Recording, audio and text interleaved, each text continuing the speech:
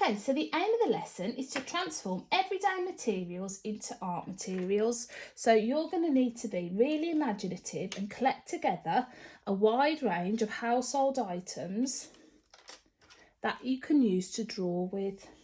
Okay, so here are just a few examples that I've managed to find. So what I'm going to do is test each out on a piece of scrap paper. So I've got a decorating brush, and that's given me a really thick line. Okay, that would cover quite a lot of area in a painting really quite quickly. Okay, so next we've got an artist brush. Now with artist brushes, the best ones have a point on the end.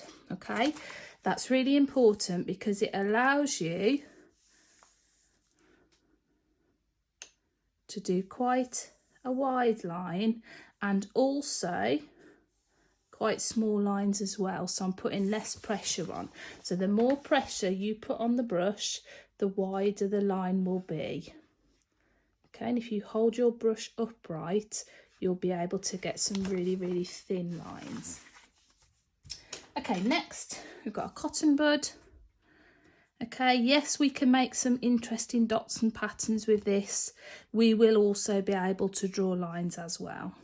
Okay, so that's actually given me quite an even thickness of line. Okay, next I've run out felt tip pen. Dip it in here. Okay, and again that line has got an even thickness and an even tone. You can see the tone slightly darker on the two ends. Okay, next I've got a homemade brush. So I'm just going to show you how to make one of these. So what you would need to do is go in the garden and find yourself a twig, a stick, a piece of grass. Okay, any item such as this.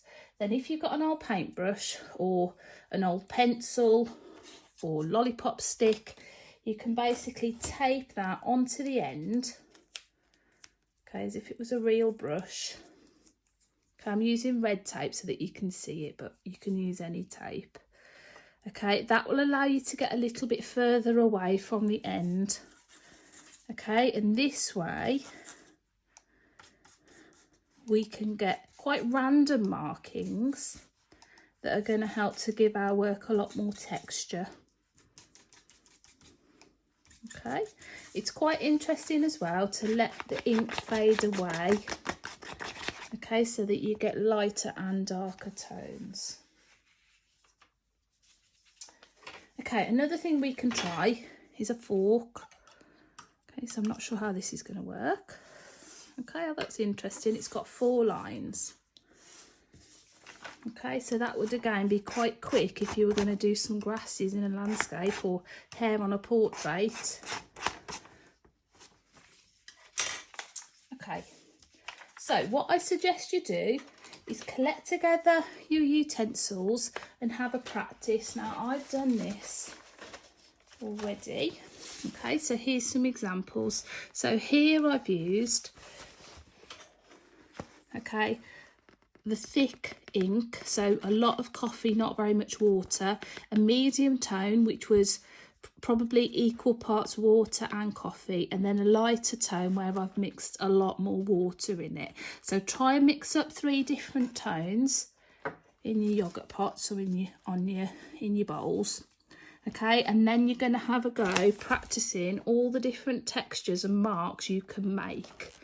Okay, this is going to get you really experienced, so when we come on to actually creating a picture like an actual landscape like this one, okay, you've got a little bit more confidence to do that.